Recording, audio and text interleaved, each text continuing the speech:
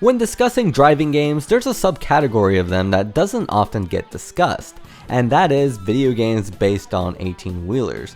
I can only think of a few, like Big Mother Truckers and Big Rigs. I can't really think of many off the top of my head, but the one that they all imitated was 18-wheeler American Pro Trucker, which was an arcade game, and the cabinet actually looked like a truck and contained a very cool steering wheel setup. I've never seen it in public, but it looks pretty cool. 18-wheeler was developed by Sega AM2, the same people who made Hang On, Outrun, and the Virtua Fighter series. It's a team that is very familiar with driving mechanics, and this arcade game was ported to Dreamcast, PlayStation 2, and GameCube. We'll be discussing the Dreamcast version today because I'm on a journey to review every Dreamcast game I possibly can, and this one undiscussed inspirational game is literally at the top of the list.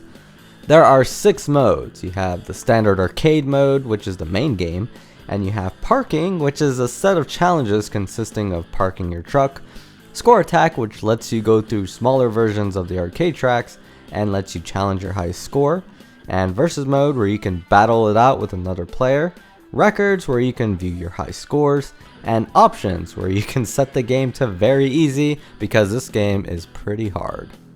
When I first looked through the character select screen, I had a bit of deja vu, like I've seen these characters before, and if you're having the same feeling now as I did, then you probably recognize these characters from Shenmue 2, where they appeared as collectible toys, along with their trucks. When I first played the arcade mode, I got my butt kicked pretty easily, and if you play this game for 5 minutes without knowing what you're doing, then you might write this game off as like a bad game with bad controls. But upon looking through the manual, I found that there are 2 techniques that you really need to master to be successful at this game. By driving directly behind a vehicle the same size as you, you can do something called sifting.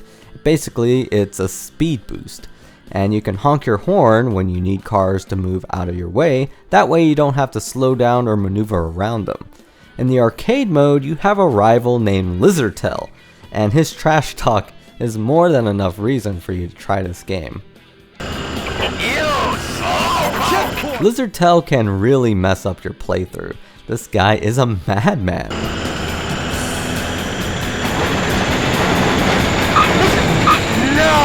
I got pulled over for speeding! But if he's ahead of you, you can use him for speed boosts, and if you beat him, you get additional points.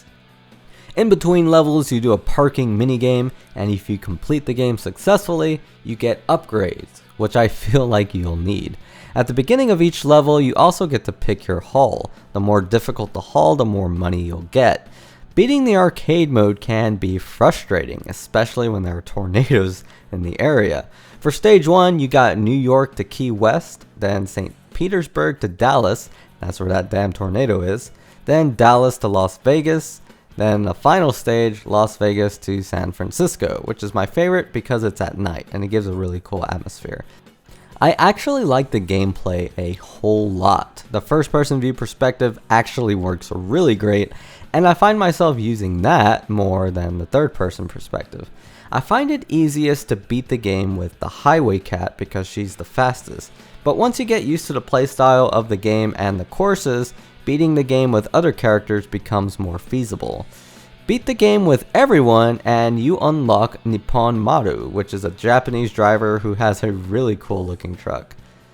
And if you're tired of the arcade mode, there are parking challenges which are pretty tough. I mean, just backing up a 18-wheeler sounds like a nightmare in itself. I don't even like to back up a little car in real life. But this mode is actually good practice for those mini games in the arcade mode. It forces you to think about how you steer your truck, and that actually helps a whole lot. Score attack is pretty cool too, if you just want to quickly play something and, just grab something to pick up and play. You go around a lap 3 times and collect as much money as possible.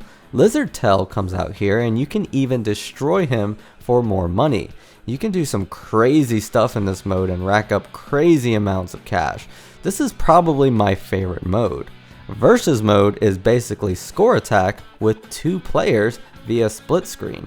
And man, it's a lot of fun and can get pretty competitive. Whenever I read reviews about this game, I hear a lot of criticisms. Some reviewers will randomly bring up Crazy Taxi and compare it to this game, but I don't think the two are really comparable. I mean, just think about it, a taxi and an 18-wheeler. But I think what might hold people back from enjoying this game is the concept itself. You're a big, slow truck that can't go fast right away. But I mean, that's kind of what I expect from a game like this. I mean, it's called 18-wheeler. I like the atmosphere and the presentation of this game. I love the fact that all my crap is moving around the dashboard. That's a really cool detail. And I love the feeling of driving at night, listening to like a classic rock station. And yes, the music is really fun to listen to in this one, so crank that volume up. I might get some flack for this, but I think this is a great game. It has a lot of extra modes and a lot of unlockable content. And you know, I just scratched the surface of this game, and I don't agree with the criticism that you can see everything this game has to offer in one weekend. I've been playing it for a while, and I haven't unlocked everything, and I'm playing on the very easy difficulty. So if I want more out of this game, I can just raise the difficulty and up the challenge. And there is quite a lot of skill to this game. So yeah, if you're into like trucking, or you know, if this game seems interesting to you, I suggest giving it a try. And just by a stroke of luck, my local arcade actually has 18-wheeler American Pro Trucker. I've never seen it there before, and I just went the other week, and I actually got to play on it with the steering wheel and the shift gears, and that first person view. All of that combined really make the game, like, it makes it feel like you're really driving. And I never saw it here before. I guess it was kind of lumped in the back with the, you know, the buck where you shoot the deer game, which is like everywhere, and I never really saw it there. So I actually got to experience it, and I played through the arcade mode, couldn't beat it, but I stuck around and I saw some people actually play the game very well.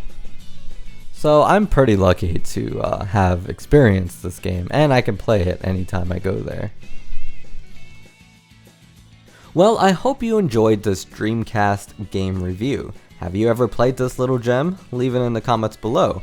If you liked this video, be sure to leave a like and subscribe to Phoenix Splash TV for more Dreamcast reviews and other content. This is Josh from Phoenix Splash, signing off.